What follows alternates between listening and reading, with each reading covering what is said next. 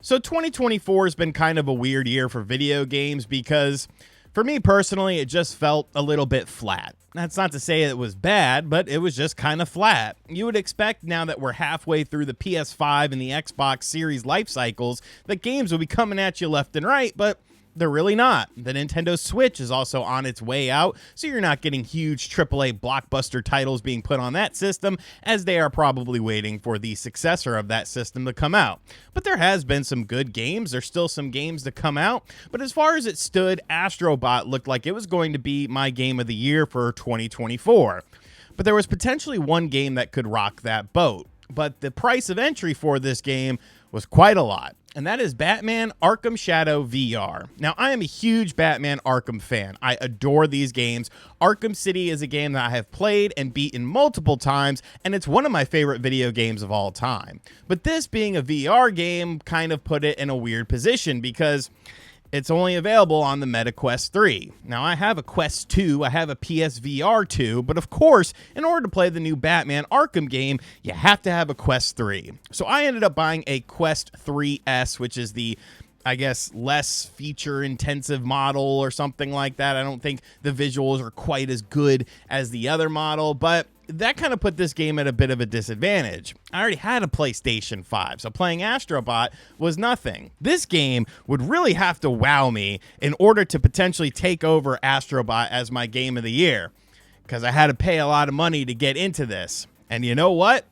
Maybe I'm the king of VR YouTube now, because Batman Arkham Shadow VR has completely blown me away. This is honestly my favorite game of 2024, and I don't think Mario and Luigi and Indiana Jones are going to be able to rock the boat on this, because this game manages to do something that not a lot of games have been able to do recently. So I want to talk about this game. It's going to be pretty spoiler free. Some things, we might have to mention just in passing, but this game just absolutely has blown me away. I can't stop gushing about it, and I want to gush about this game with you. So as far as the story of Batman Arkham Shadow is concerned, it basically takes place after Arkham Origins, but before Arkham Asylum. So kind of somewhere in between there. The main antagonist in this game is the Rat King. He has people under his control that believe in his message and stuff like that. They're trying to take out cops. They're trying to take out, Harvey Dent and a lot of the higher political figures in Gotham. So, of course, Batman has to put a stop to it.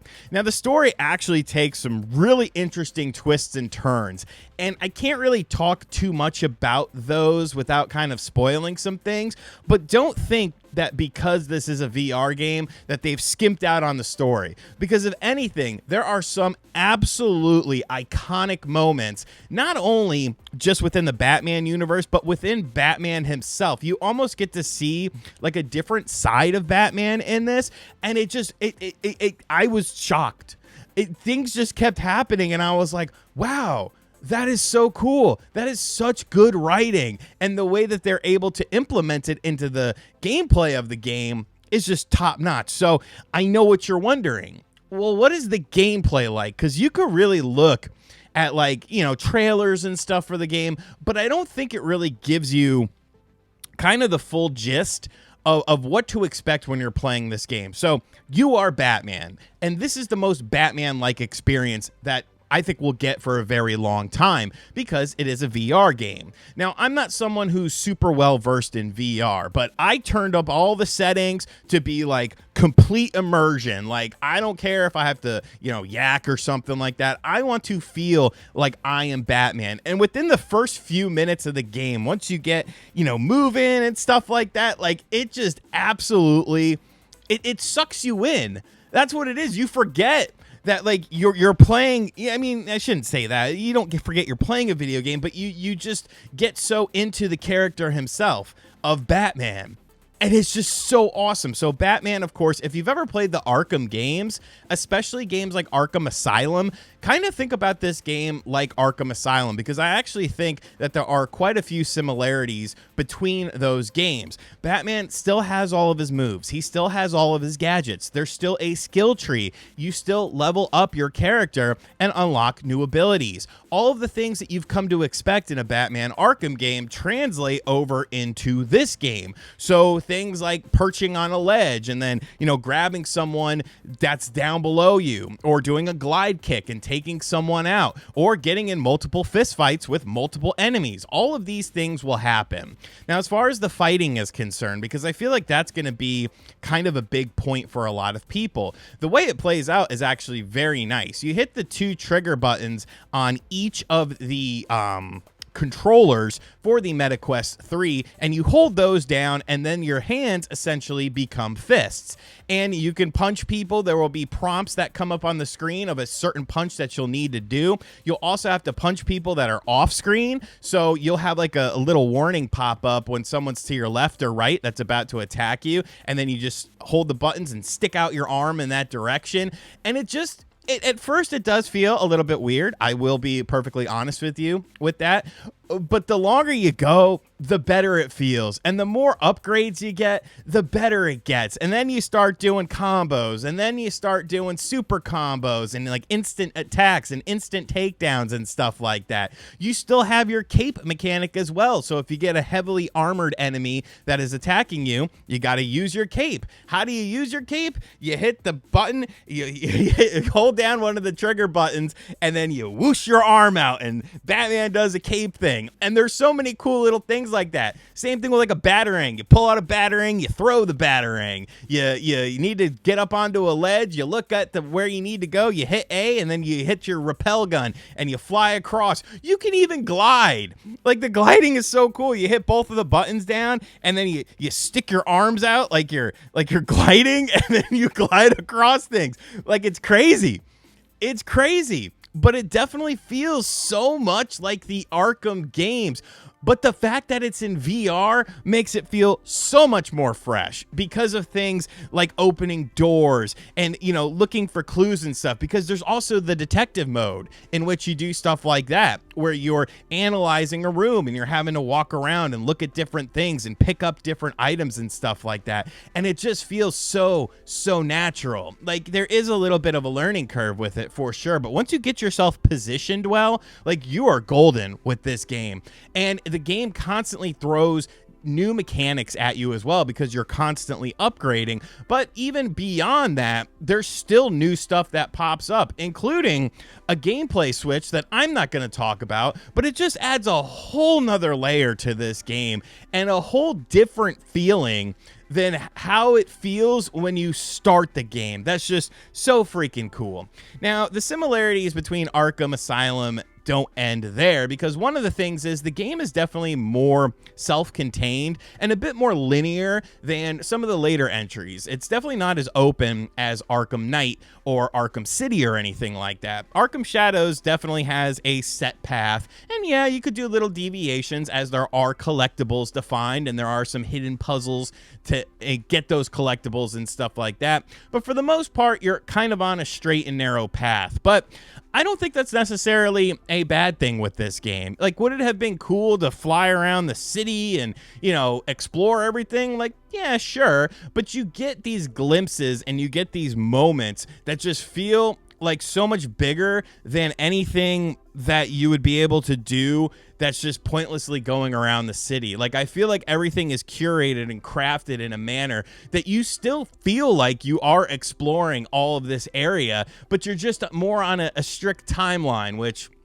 also kind of plays a bit into the story. You can scan various things in the environment, such as phone numbers, in order to use them from a payphone, and you can like call them and like they ring and they talk to you and it comes out of the one ear. Like, it's really cool, man. There's a lot of stuff, a lot of very iconic story moments, and just things that I feel like if it wasn't a VR game, it wouldn't be as cool.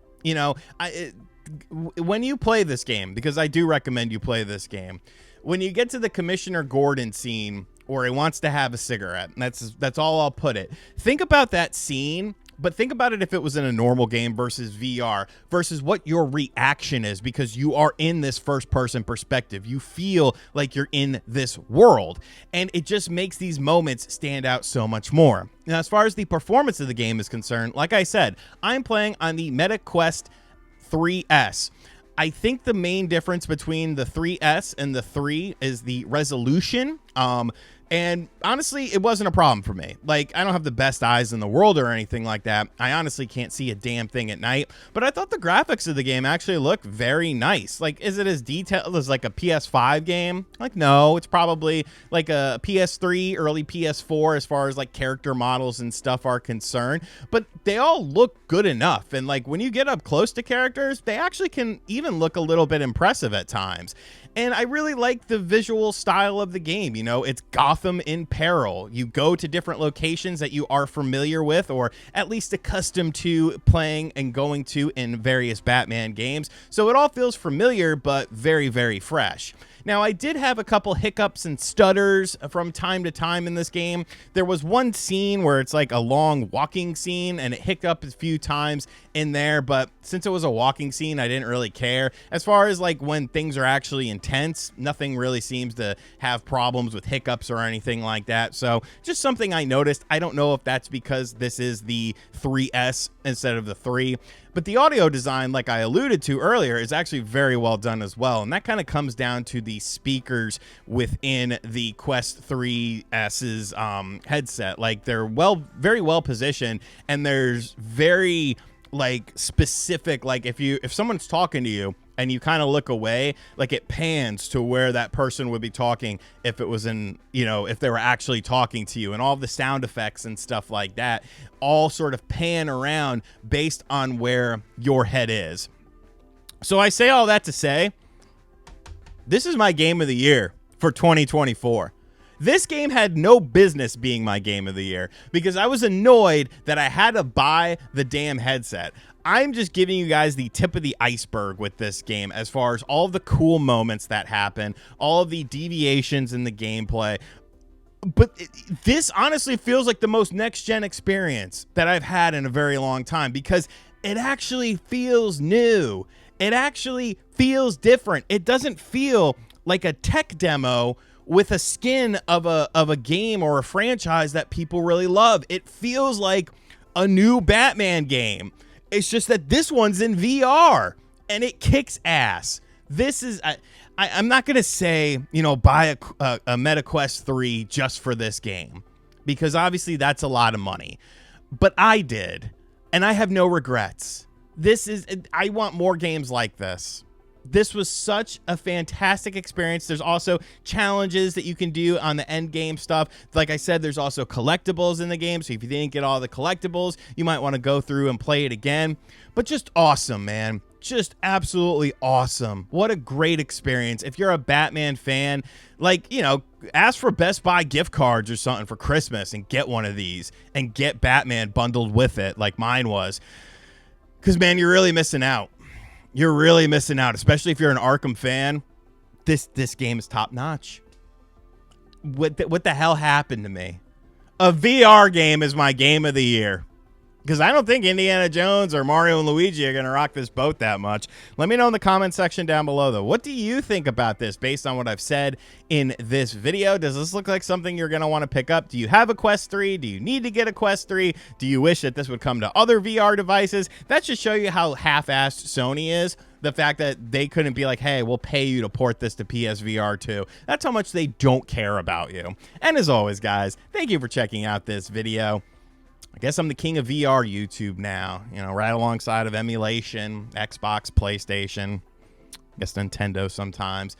Thank you guys for checking out this video. If you are new to the channel and you want to see more VR content, hit subscribe. Be sure to like the video, share it around, and as always, I'll catch you guys on the next video. Later.